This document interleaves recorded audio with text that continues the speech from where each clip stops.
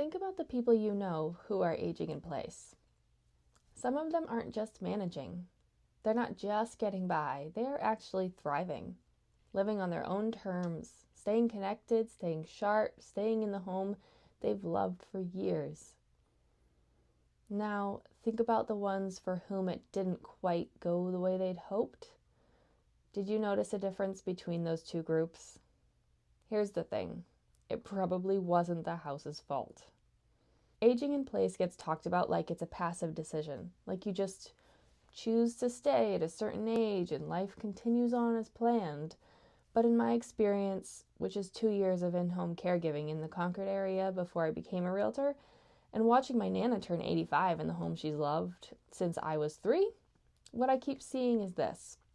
The people who were happy and healthy and genuinely thriving while aging in place were not just sitting there aging, they were still truly living their lives, building habits, staying ahead of things, creating, connecting. And the people who struggled, it usually wasn't something that went catastrophically wrong with the house. It was that certain skills, like ways of approaching life, hadn't quite been built or maintained, or they'd quietly eroded over time without anyone noticing. Today I want to talk about what those skills actually are, and I want to do it in a way that feels useful, not alarming, because I genuinely believe that if you can see these things clearly, you can work on them in your own time while you're still strong and healthy. Have you ever watched a friend or family member age in place? How did it go? Did you notice the reasons why it went well or didn't? I would really love to read that story in the comments. If you found your way to this channel, there's a good chance you're carrying something. Maybe it's a decision you've been putting off, or a conversation you haven't quite figured out how to start, or maybe it's just a quiet feeling that something needs to change and you haven't found anyone yet who really understands what that feels like.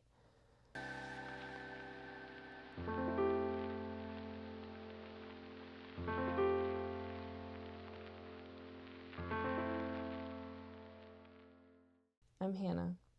I'm a New Hampshire realtor specializing in housing transitions for older adults and the families who love them. I've seen how complicated these decisions can become. You're balancing safety and independence and your finances and your family and your well-being. Before I was a realtor, I spent 2 years as a caregiver, which means that when I talk about this stuff, I'm not speaking from a brochure. I've sat at a lot of kitchen tables. I know what's actually at stake. This channel exists because I believe you deserve real information delivered with real respect. No pressure or jargon, not someone talking down to you about your life. You've made it this far. You know how to make good decisions. Sometimes you just need someone in your corner who believes that too. That's what I'm here for. Let's get into it. Here's what I want to name before we go further. Aging in place doesn't just ask something of your house. It asks something of you. In the last video, we walked through the full menu of independent living options in New Hampshire. Staying put with support, downsizing, 55 plus communities, CCRCs, and if you missed it, I suggest starting there. Sorry.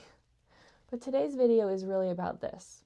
Whatever option you choose, you bring yourself to it, which means the conversation isn't only about the house, it's also about the person living in it. Do you agree with that? Tell me what you think in the comments. So let's talk about what I actually saw in those 2 years of caregiving and what I've continued to see as a realtor watching people navigate some of the biggest transitions of their lives. The first thing I noticed, and honestly it surprised me at the time, was that the people who thrived the longest were almost always the ones who had learned to ask for help before they desperately needed it. Now, I know that sounds simple, but for a lot of older adults, especially people who have spent decades being the person that everyone else leaned on, asking for help can feel like an admission of failure, like something is changing in a way that you can't control. There's also just the stubbornness factor. And I say that with complete respect because I come from a long line of people who would rather carry 17 grocery bags in one trip than go back out to the car. But here's the reframe that I saw make a real difference. Asking for help early, like a housekeeper or grocery delivery service or a neighbor who checks in on Tuesdays, isn't giving up control, it's how you keep it. You're investing in sustainability instead of waiting for a crisis. The people who asked for help before they needed it held onto their independence so much longer. Closely connected to that is something I'd call staying ahead of things. Knowing where your vital documents are, having your medications organized, keeping up with home maintenance before small issues become expensive, knowing who to call and when, and in a bigger sense, having already thought through your options before you're in a moment where you have to make a decision quickly, under pressure, in the middle of something really hard and painful. That's actually one of the main reasons I make these videos, because the people I've seen navigate housing transitions the most gracefully are almost always the ones who have been thinking about it for a long time. Planning ahead doesn't have to be morbid. It's so generous to yourself and to the people who love you. Then there's social connection, and I think this might be the most underestimated factor of all. Isolation is a serious risk for older adults aging at home, not just emotionally, though that matters enormously. The research on isolation and its effects on physical health and cognitive function is consistent. I'll link that in the description below. The people who aged in place most successfully, in my experience, almost always had people around them. Not necessarily family close by, but neighbors who knew their name, a senior center they showed up to, a church, a club, a walking partner, a friend who called on Tuesdays. A friend who called on Tuesdays sounds small, but it is not small. And if social connection is something you're actively working on, I'd encourage you look into your own local senior center. They are wonderful and almost always underestimated. People picture like bingo and bad coffee. And I'm not saying the coffee's always great, but the people are. I also want to talk about adaptability, because this is where I've seen the most struggle and also some of the most remarkable turnarounds.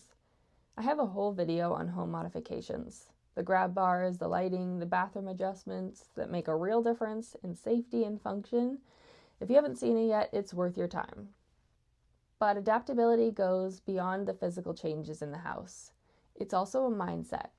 It's being willing to say, the approach that worked for me at 60 might need to change now that I'm 75, and that's not a failure. That's wisdom. The people I've seen struggle most with aging in place are often the ones holding on so tightly to how things have always been that they can't quite see what would actually serve them better now. Adaptability is what keeps options open.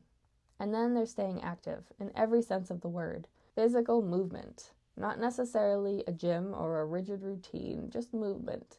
Like walking, stretching, something that keeps your body engaged, because the research on physical activity as a predictor of long-term independence is genuinely striking, and I will link that too. But also mental engagement, hobbies, curiosity, learning things, reading. The people I cared for who were the most alive were not always the healthiest physically. They were the ones still interested, still making things with their hands, reading things that challenged them, playing cards, doing crosswords. One woman I cared for had picked up oil painting at 79. 79! And health management. Staying on top of medications and appointments, not ignoring the things that your body is trying to tell you, treating your health like the asset it is. Here's what I want you to notice. These things are not separate categories. They reinforce each other. Movement supports sleep, sleep supports mood, engagement supports connection, connection supports motivation. It's a whole system, and when it's working, it's really working. My Nana is 85. She lives in the same home she's been in since before I can remember. And when I think about what's made it work for her, why she is genuinely doing well, it maps almost exactly onto everything I just described. She has her people. She stays curious. She manages her health. And she has adapted room by room, routine by routine as things have changed. She hasn't just stayed in place, she's kept living. And watching her do that, that's a big part of why I do this work. What I want to leave you with is this. These are not fixed traits. They're not things you either have or don't have. They're things you can work on and maintain. Things you can decide right now to be a little bit more intentional about. Because the home matters and logistics matter, but the person inside the home and how you approach your days, how you relate to help and stay connected to the world around you, that is what actually shapes the quality of a life lived independently. I've seen this play out in real homes with real people, and what I know is that it is never too early and it is rarely too late to start building in the direction you want to go. Which of these feels the most relevant to you where you are right now? Is it asking for help, staying connected, adapting, something else? I would really love to read that in the comments. I read every one and I'll respond. And if you're navigating any of this for yourself or a family member and you want to talk through it, you can reach me at 603-573-6969 anytime. All the links to anything I've mentioned are in the description. In the next video, we're going to talk about something that matters more than most people realize when you're working with a real estate agent on a housing transition later in life.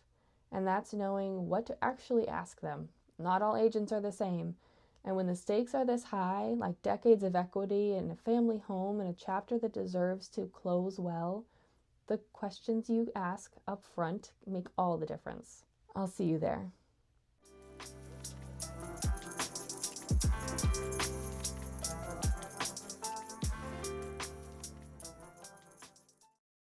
Oh my gosh.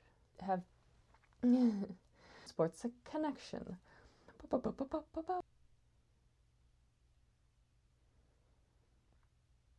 I'll see you there. I'll see you there. I'll see you there. I'll see you there. Oh, see you there.